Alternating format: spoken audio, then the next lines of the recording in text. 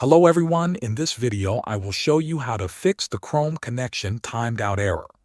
First, restart your router or modem, then open Chrome and check the website again. If the problem continues, clear browsing data in Chrome. Open Chrome and click on the three dots in the top right corner. Go to Settings. Click Privacy and Security.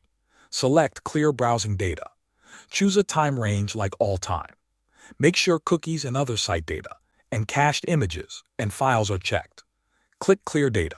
Restart Chrome after this. Next, flush DNS. Click on the Start menu and search for Command Prompt. Right-click on it and choose Run as Administrator.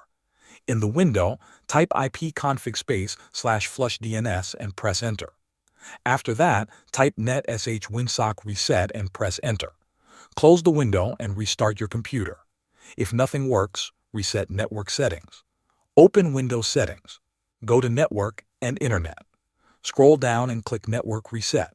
Click Reset Now and confirm. Your computer will restart and reinstall network adapters. After this, connect to your Wi-Fi again and test Chrome.